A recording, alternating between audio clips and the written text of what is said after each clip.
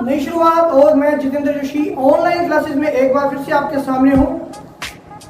आज जो हम व्यापारिक बैंक के कार्यों का भाग 2 करेंगे। पहला भाग हम जो वो 3 कार्य के रूप में कर चुके थे। अगर मैं आपसे पूछूं कि पिछली क्लास में हमने न्यूनतम कोष प्रणाली कही थी, तो ये न्यूनतम कोष प्रणाली कब हमने अपनाई, आप में उसको भी बता सकता है? बिल्कुल सही, 1956 में हमने अपनाई। तो इसी तरीके के अन्य महत्वपूर्ण प्रश्न अगर आप जानना चाहते हैं तो पिछली वीडियो को जरूर देखें और वीडियो को लाइक शेयर करना न भूलें, चैनल सब्सक्राइब करें, वीडियो को अंत तक देख इसी तरीके से हमारे साथ बने रहा करें।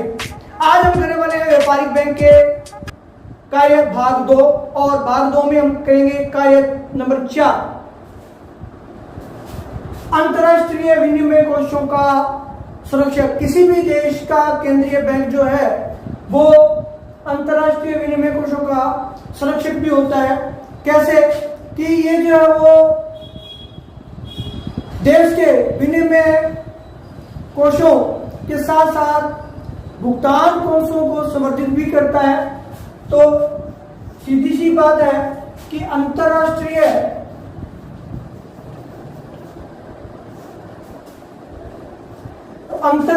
स्तर पर जो प्राप्तियां होंगी और जो अदायगी होगी, यानी कि इनपुट और आउटपुट कौन करने वाला है? केंद्रीय बैंक, हमारे देश का रिजर्व बैंक, भारतीय रिजर्व बैंक ही जो है उनको प्राप्त करेगा। साथ ही जो है वो विदेशी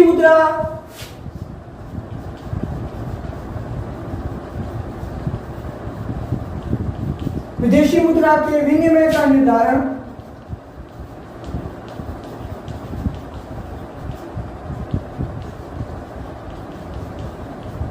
कौन करेगा?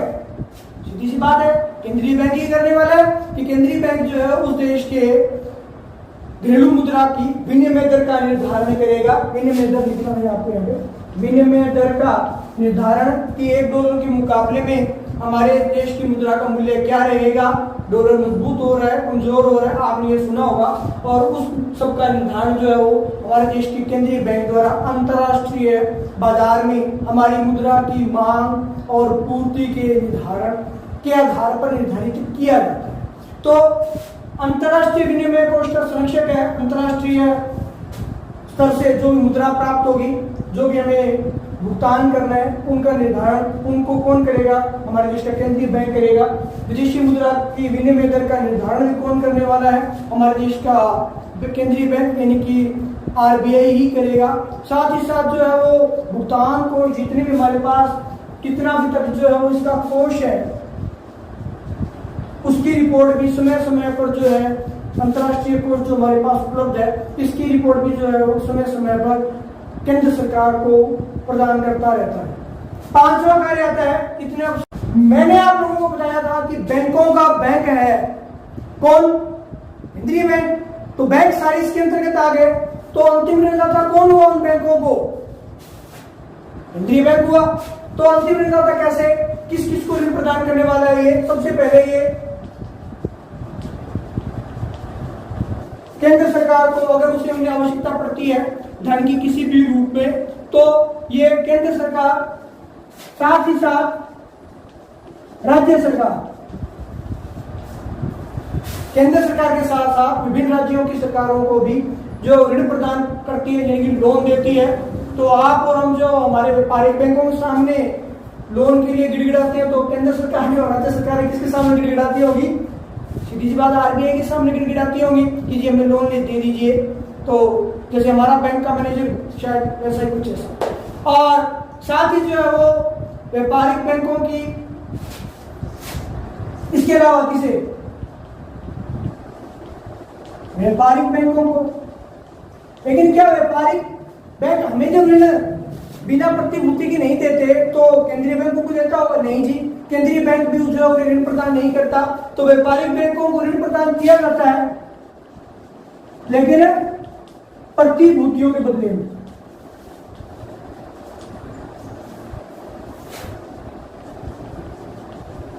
उनसे प्रतिभूतियां ले ली जाती हैं और प्रतिभूतियां लेने के बाद ही जो ऋण प्रदान किया जाता है। तो अंतिम ऋण जाता है क्योंकि केंद्र और राज्य सरकारों को ऋण यही प्रदान करेगा। इसके अलावा जितने भी व्यापारिक बैंक हैं देश में उन सभी को ऋण भी प्रदान कौन करेगा? केंद्रीय बैंक के द्वारा ही प्रदान किया जाएगा। आप इसकी स्क्रीनशॉट ले लीजिए।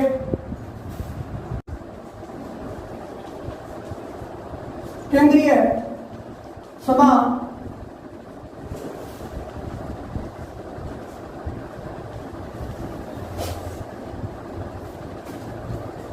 इसको कहने से पहले आपको बता देता हूं कि प्रत्येक रविवार को जो है वो आपके लिए एक अतिरिक्त वीडियो डाला जाता है जो कि उस समय का महत्वपूर्ण विषय चल रहा होता है, यानी करंट अफेयर से संबंधित, वो आर्थिक, राजनीतिक, ऐतिहासिक किसी भी दृष्टिकोण से हो, वो आपके लिए महत्वपूर्ण हो, वो आपके लिए जो पूरी स्टडी कर पूरा अध्ययन कर उस तरह विषय वस्तु बनाकर जो डाला जाता है। जैसे कि 16 अगस्त को हमारे भारतीय तिरंगे का इतिहास से संबंधित विषय जो है वो इसमें डाला गया था, तो आप उसे जरूर देखें। इससे पहले अर्थशास्त्र से संबंधित वीडियो भी डाले गए हैं, तो उन विषयों को भी आप देखें और लाइक करें। प्रत्येक रविवार को इस तरह का वीडियो जो आपके सामने लगातार आता रहेगा, जो आपके ज्ञान में वृद्धि के साथ साथ आपको जो वो नेक्स्ट लेवल पर एग्जाम के लिए भी तैयार करा, कंपटीशन लेवल के लिए भी तैयार करा हो। केंद्रीय समाशोधन छठा कार्य होता है हमारा केंद्रीय समाशोधन। तो यहाँ क्या है कि केंद्र सरकार के धन को जमा करने का कार्य करता है, साथ ही जो व्यापारिक बैंक हैं उनका धन भी जो है वो किसके पास जमा रहता है? आरबीआई के पास जमा रहता है। और केंद्रीय बैंक जो है वो इसी व्यापारिक बैंकों के जमा धन से ही जो है वो उन व्यापारिक बैंकों का लेन देन नियंत्रित करता है। यानी कि अगर हमारा चेक एसबीआई का था और हम पीएनबी में लगा रहे हैं तो वो जो है वो उन्हें नगद ना देकर जो आपसी लेन देन होता रहता है उसमें से माइनस प्लस करने का कार्य कौन कर रहा है? हमारा केंद्रीय बैंक ही करता है। तो इस तरह से जो है वो साथ ही इन व्यापारिक बैंकों को जो धन जमा किया गया था, इस जमा धन का संरक्षण इस जमा धन का कौन है? इस जमा धन का संरक्षक कौन है? आरबीआई है। तो आरबीआई जो इस जमा धन का संरक्षक होने के कारण ही इसे जो केंद्रीय समाशोधन भी कहा जाता है। स्क्रीनशॉट ले लीजिए। आज जो अंतिम कार्य करेंगे हम कार्य हमारा आता है साख का नियमन व नियंत्रण।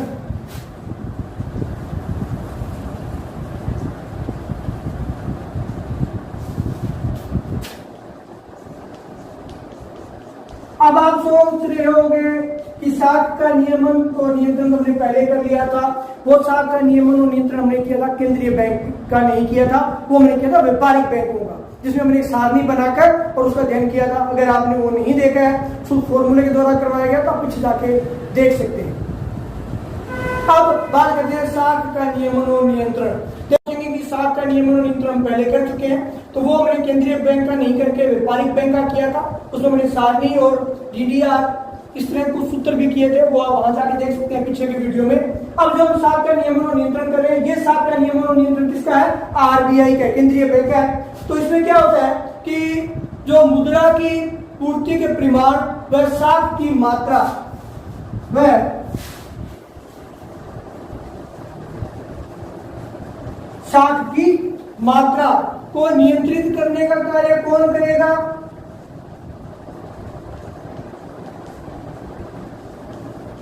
केंद्रीय बैंक करेगा। कौन करेगा? केंद्रीय बैंक करेगा। साथ ही जो है वो मुद्रा की कुल मात्रा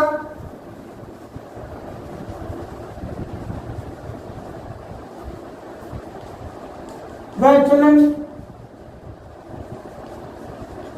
वे इसका प्रत्यक्ष रूप से मुद्रास्फीति और मुद्रा संकुचन के द्वारा प्रभावित करता है। तो मुद्रा की कुल मात्रा और चलन वे ये निर्धारित होते हैं मुद्रा स्फीति व अवसफीति से, और इनका निर्धारण किसके द्वारा किया जाने वाला है? केंद्रीय बैंक के द्वारा किया जाएगा। इन्हें नियंत्रित करके इन्हें जो कार्य करेगा। स्क्रीनशॉट ले लीजिए इसका। आप लगातार इसी तरीके से हमारे साथ बने रहें। आपका दिन शुभ रहे। जय हिंद, जय भारत।